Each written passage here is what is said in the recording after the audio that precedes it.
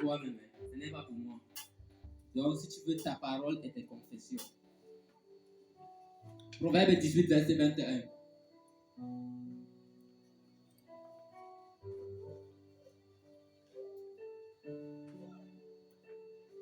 Proverbe 18, verset 21.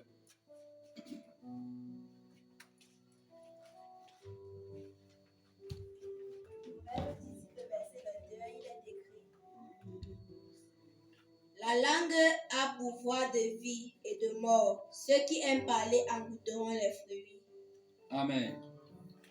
Dans d'autres versions, la vie et la mort sont au pouvoir de la langue. Quiconque l'aime en mangera les fruits. Amen. Amen. Ici, là, je ne suis pas en train de parler de la parole de Dieu, mais des paroles qui sortent de ta bouche. Et voici ce que les sages qui ont écrit Proverbe nous disent. Que la bouche là, c'est là-bas il y a vie, c'est là-bas il y a mort. Parle comme les Ivoiriens. Alléluia. Amen. Dans ta bouche là, c'est là-bas il y a vie, c'est là-bas il y a mort. C'est à toi de choisir. Qu'est-ce que tu dis avec ta bouche? Quelles sont les choses qui sortent de ta bouche? Moi là, je suis un feignant. Ma vie, ce n'est que la misère. Et Seigneur, qu'est-ce que je vais même devenir dans ma vie? C'est pourquoi tu es toujours comme tu es là. Tu es le fruit de tes confessions. Tu es le fruit de ce que tu déclares. Alléluia. Amen. Tes paroles sont créatrices. Dieu a créé toutes choses par la parole. Yes. Et nous avons reçu les habilités de Dieu. En tant que ses créatures, en tant que ses enfants, nous avons la possibilité de faire les choses. Yes. C'est pourquoi, comme on le disait hier, Dieu lui a seulement créé l'orange, il n'a pas créé le jus d'orange. C'est nous qui avons créé le jus d'orange, n'est-ce pas? Yes. C'est la même chose dans les paroles également. Si tu dis que tu ne t'en sortiras pas, tu ne vas pas t'en sortir. Si tu dis que ça ne va pas donner, ça ne va pas donner. Vérité. Tu vas trouver deux personnes qui sont nées dans les mêmes circonstances de vie, mais l'autre réussit et l'autre échoue. Tu vas trouver deux personnes qui ont le même type de malédiction générationnelle, mais l'autre réussit et l'autre échoue. Qu'est-ce que tu as fait de tes paroles? Qu'est-ce que tu as créé dans ta vie?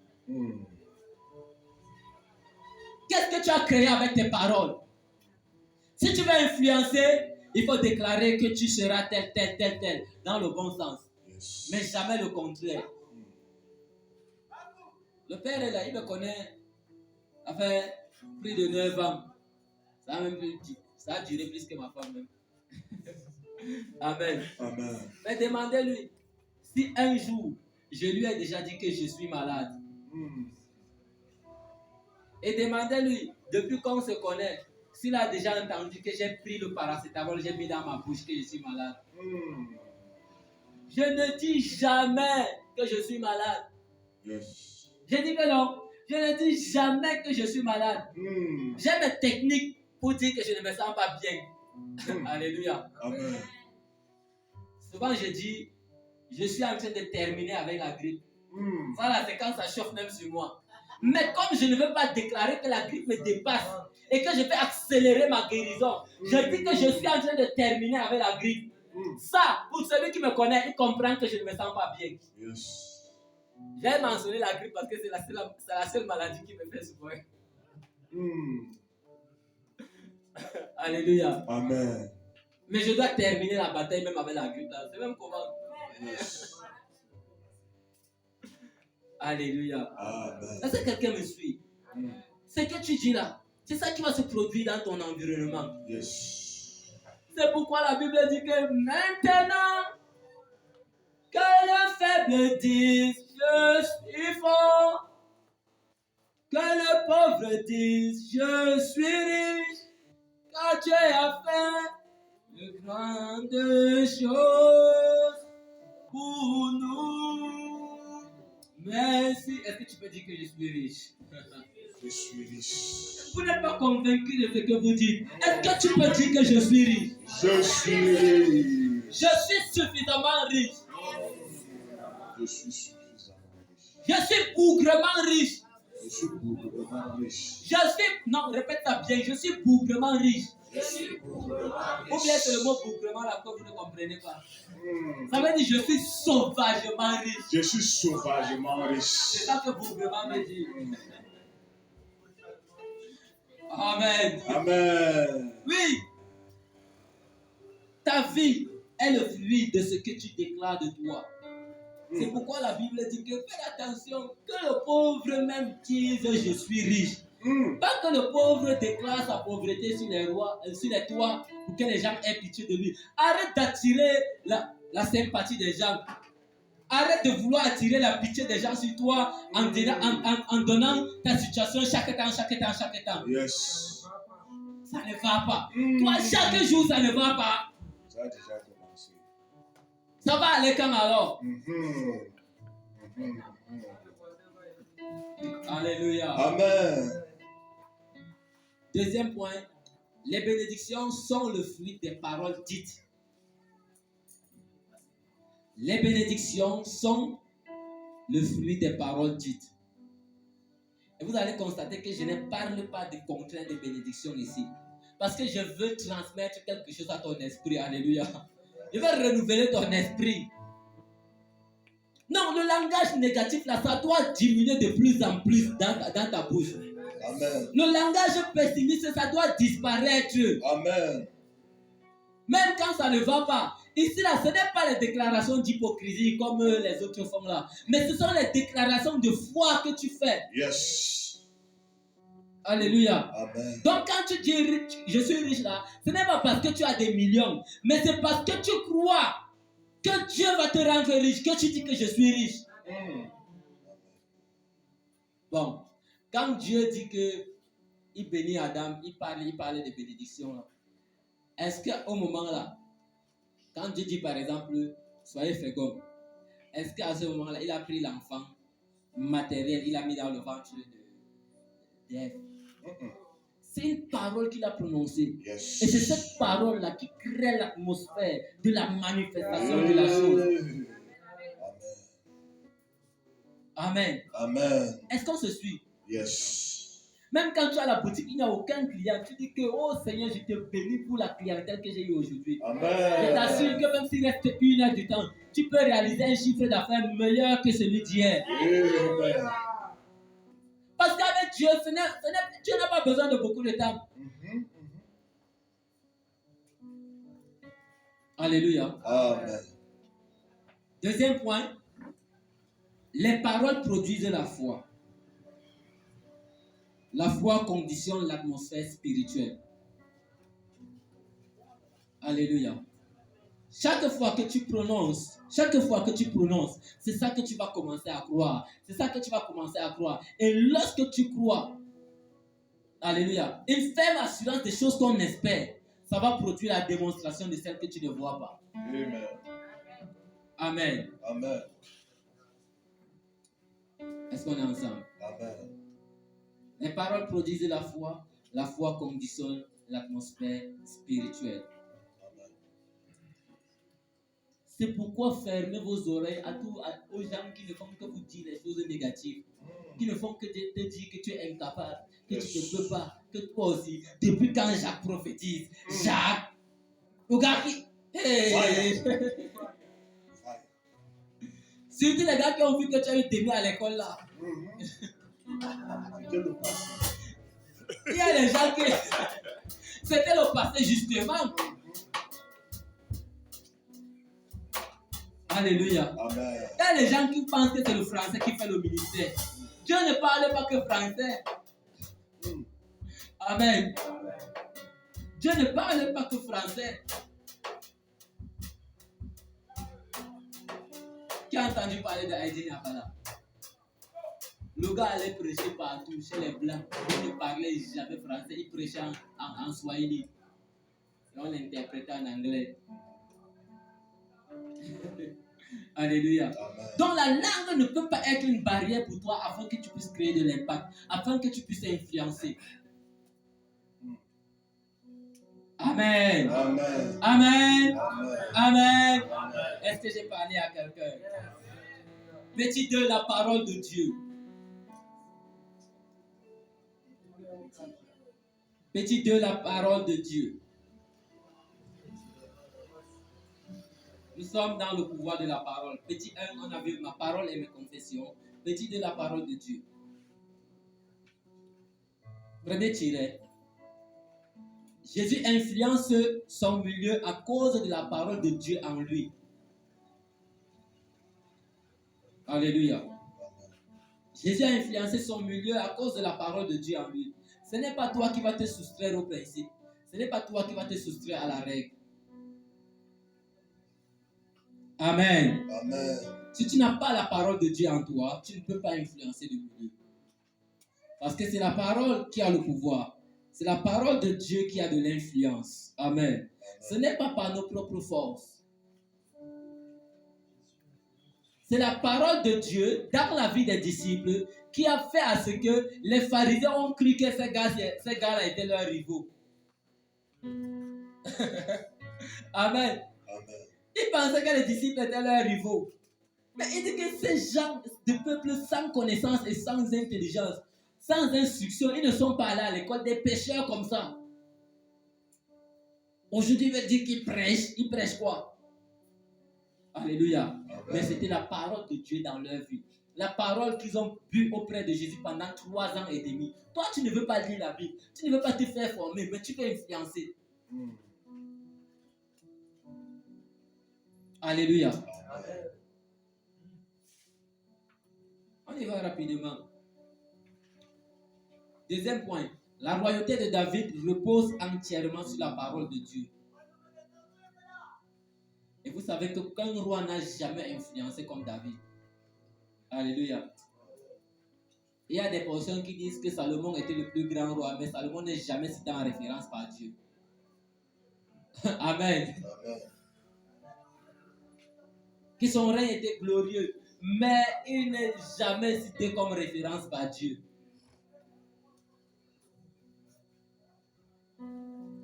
Alléluia. Amen. J'ai dit que la royauté de David repose entièrement sur la parole de Dieu. Lorsque vous lisez le psaume 119 qui a été écrit par David, vous comprenez à quel point le gars là aimait la parole de Dieu. Vous comprenez à quel point le gars était attaché à la parole de Dieu. Et en plus de cela, David a toujours marché avec des hommes de la parole. Il a eu plusieurs mentors. Son père spirituel, Samuel, qui était un prophète de la parole de Dieu. Après Samuel, il y a eu Nathan. Après Nathan, il y a eu Gad. Yes.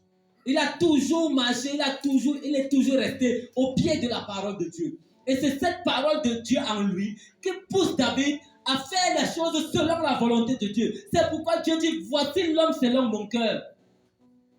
Malgré ses défauts, Dieu dit que c'est l'homme selon mon cœur. Malgré que lui aussi ait péché comme d'autres rois, Dieu ne va jamais le rejeter parce qu'il est rempli de sa parole. Il aime Dieu et la nature de Dieu se manifeste en lui. Amen. Alléluia. Amen.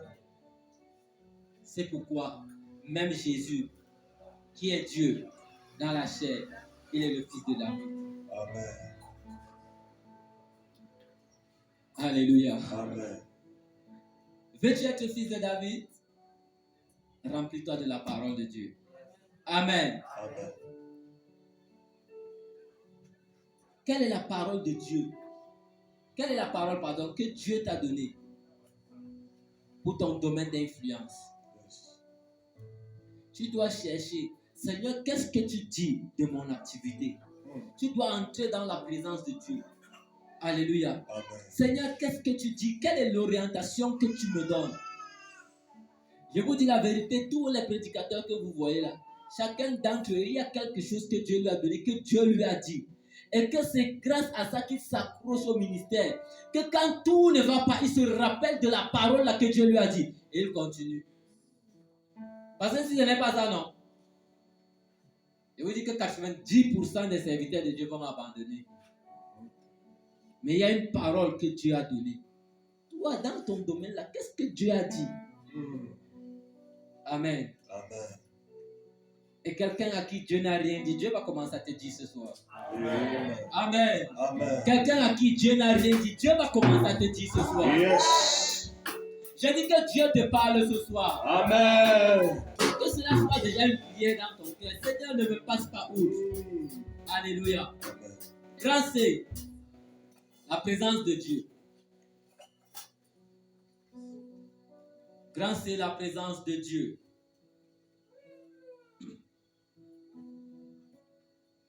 Je ne vais plus trop durer dans les explications. Premièrement, la présence de Dieu, j'ai cité 3 points. Il peut y avoir plus, mais ce que j'ai cité là, c'est ce que le Saint-Esprit a voulu que je partage avec toi. Alléluia. Amen. Elle a donné une grande gloire à Moïse et à son ministère. C'est la présence de Dieu qui a donné une grande gloire à Moïse et à son ministère. Yes. Moïse était un gars qui bégayait. Donc, si ce n'était que l'éloquence là, Moïse allait influencer personne en Israël. Personne n'allait l'écouter. Donc, Moïse, quelque chose que tu dois me dire en 5 minutes, tu prends 45 minutes. Tu vois que je n'ai rien à faire, Moïse. Alléluia. Amen. Mais les gars étaient obligés d'entendre Moïse parce que lorsque Moïse sortait de la présence de Dieu, il y avait la gloire de Dieu sur lui qui faisait à ce que les gens l'écoutaient. Lorsque tu vas sortir de la présence de Dieu, tu arrives dans ton milieu social. Les gens sont obligés de t'écouter à cause de la gloire de Dieu. Alléluia. Ils peuvent ne pas voir ça physiquement, mais son esprit va se ressentir ça. Et il va comprendre que voici une personne que je dois écouter et que je dois respecter. Malgré ses défauts, malgré ses incapacités, je suis obligé, malgré son handicap, je vais écouter. Alléluia. Amen. C'est la présence de Dieu qui peut faire ça. Et l'apôtre Paul a dit, si Moïse, à son époque, lui qui servait dans la chair, sous la loi, a eu une si grande gloire dans son ministère, combien à plus forte raison, nous aujourd'hui qui sommes en esprit, nous devons voir la gloire de Dieu et que nous devons aller de gloire en gloire et être transformés en cette même image. Alléluia. Amen. Et quand je parle de la présence de Dieu ici, il y a plusieurs activités dans la présence de Dieu. Ça peut être à l'église. C'est aussi dans ton intimité. Et surtout ça que j'ai envie de prôner le plus ce soir. Alléluia. Yes. Parce qu'aller à l'église, beaucoup vont à l'église, mais ils ne sont jamais impartis par la présence de Dieu. La plus grande impartition, c'est celle que tu reçois dans la présence de Dieu. Amen. Alléluia. Amen. Tu peux la passer dans la méditation. Tu peux la passer dans la prière. Tu peux la passer dans des moments de louange et d'adoration personnelle. Tu peux la passer dans l'exhortation. Tu peux la passer dans l'évangélisation.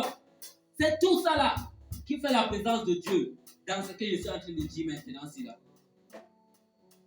Alléluia. Amen. Tu peux la passer même quand tu es dans tes diverses activités, mais ta pensée est toujours fixée sur Dieu. Ton intérêt, c'est toujours faire comme Dieu veut. Tu es toujours dans la présence de Dieu. Amen. Alléluia. La Bible dit que le déchirement des voiles là, c'est un signe du Saint-Esprit pour nous montrer que nous avons accès au lieu très saint à tout moment. Donc à tout moment, tu peux entrer dans la présence de Dieu. Yes. Alléluia. Amen. Et Jésus pouvait dire que je fais ce que je vois chez mon Père. Amen. Amen. Et ce qu'il voit chez son Père là, c'est quand il passe du temps avec son Père. Alléluia. Amen. Est-ce qu'on est ensemble ce soir? On y va au deuxième point. Nous vivons et marchons avec ce que nous recevons de la présence de Dieu. Ouais. C'est ce que nous recevons dans la présence de Dieu que nous vivons avec. Alléluia. Si tu ne reçois rien de la présence de Dieu, tu ne vas pas influencer quelqu'un. Amen. Amen. Parce que la vraie influence authentique qui porte du fruit et qui glorifie Dieu, c'est celle que nous recevons de Dieu. C'est celle qui vient de Dieu. Alléluia. Amen.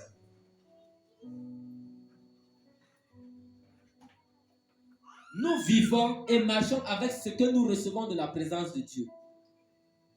C'est ce que Moïse recevait dans la présence de Dieu, qui couvrait son visage, qui était visible sur son visage. C'est avec ça qu'il marchait. C'est pourquoi le gars mettait le voile sur son visage. Yes. Ça ne restait pas là-bas dans la présence de Dieu. Il sortait avec. Alléluia. Amen. Il sortait avec. Et c'est avec ça qu'il marchait. Amen. Amen. Après 10 jours dans la chambre haute, les disciples ont été transfigurés par la présence de Dieu et du Saint-Esprit. La Bible dit dans Actes chapitre 1, verset 13, qu'ils persévéraient dans les jeûnes et les prières dans la chambre haute. Et lorsqu'on arrive au chapitre 2, la Bible dit que Ce qui s'est passé là, s'est passé. Vous connaissez, non? Alléluia. Amen. Un grand vent a soufflé. Il y a eu du bruit. Les gars ont commencé à parler en d'autres langues. On n'a plus reconnu l'apôtre Pierre. Le gars qui avait fui devant les servants. Le gars qui avait fui les soldats. Le gars qui avait fui les serviteurs dans la maison de Caïphe. C'est celui-là qui s'est tenu pour parler. Yes. Amen. Amen. Grande. La puissance des sacrifices et des alliances. Alléluia. Amen. Il y a des agences de voyage qui ont toujours les clients. Tandis que les autres non. Donc, du matin au soir, ils font un seul chargement. Tandis que l'autre est à 5-8 voyages. Vous ne savez pas ce que ces gens-là ont sacrifié dans l'enceinte de leurs agences de voyage. Alléluia. Amen. Les gars ont fait des sacrifices. Pour rien comme ça. Tu vas voir le gars là, tôt le matin, il est devant sa boutique. Tous les enfants qui passent, ils distribuent les bonbons. Vous pensez que les bonbons là, il a eu ça gratuitement? Mais c'est ce qu'il aura après. Alléluia. Amen. L'influence que Corneille a dans son village.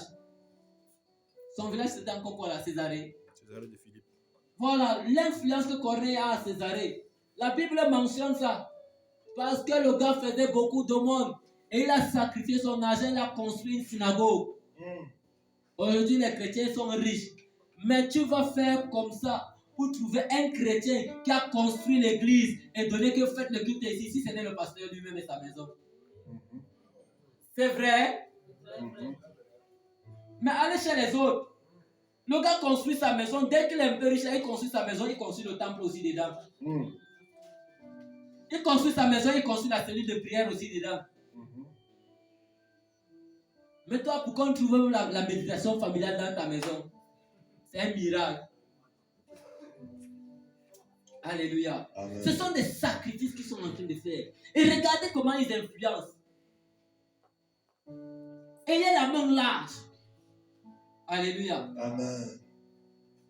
Ayez la main étendue. Ce qui fait qu'Abraham, avec seulement 318 personnes, pas remporter la victoire contre 4 rois. C'est parce qu'il avait une alliance. 4 rois, ça veut dire 4 nations. J'imagine le nombre de soldats que les gars pouvaient avoir. 5 rois ont échoué face à ces 4 rois. Mais un gars, avec 318 personnes, il peut remporter la victoire. Yes. Vous pensez que c'était l'efficacité de leur épée et de leur lance? Non, c'était l'alliance qui parlait. Aujourd'hui, les chrétiens m'ont dit que oh non, l'alliance c'est dans l'Ancien Testament, machin, monté, descendu. Frère, si tu ne sacrifies pas, si tu ne donnes pas entièrement ta vie, si tes biens ne servent pas à servir Dieu, non, tu n'auras pas de l'influence. Le monde spirituel reconnaît ça.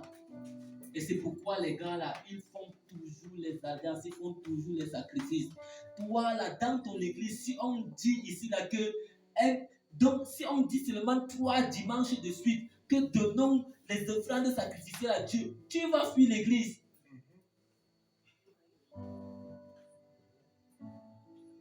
Je ne suis pas en train de vous dire pourquoi vous venez me donner. Si vous ne le faites pas, ça vous regarde. Venez me donner. Alléluia. Amen. Ce qui donne de l'influence à Jacob, à Isaac, c'est les alliances qu'ils ont avec Dieu, l'alliance qu'ils ont héritée de leurs parents et les sacrifices qu'eux, ils ont fait sur l'autel. Isaac a-t-il fait des sacrifices à Dieu ou pas? Jacob a-t-il fait des sacrifices à Dieu ou pas? C'est ça qui parle en leur faveur. Et c'est ça qui fait que Isaac seul, avec sa maison, toute la Philistie dit que le gars, si on a peur de toi, c'est dans Genèse 26. On dit que le roi des Philistins est venu avec son ami, ils sont venus dire à Isaac que pardon, comme tu vois là, non, on t'a bien traité, pardon, ne nous fais pas du mal. C'était quelle puissance que Isaac avait? C'était donc ça se passait dans le règne de l'esprit. Yes. Alléluia. Amen. Ça parlait là-bas. Mm. Et il a compris que si je m'attaque à ce gars-ci là, Mm. voilà ce qu'il va nous faire. Et la Bible dit qu'ils avaient peur de lui.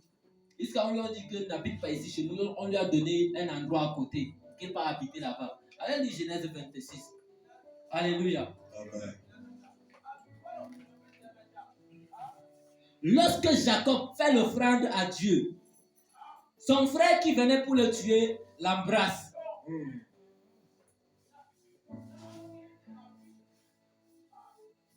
Alléluia. Amen. Et il dit à Dieu que si tu me ramènes, je vais te donner la dîme. Donc, comme il a promis la dîme à Dieu l'a aussi protégé. Amen. Alléluia. Amen. Et je vous rappelle, les chrétiens qui aiment discuter là, quand ils donnaient la dîme, la loi n'existait pas. Mhm.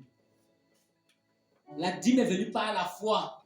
Yes. Et si tu dis que tu marches par la foi, tu dois donner la dîme. Yes. La dîme n'est pas venue par une obligation. Mm.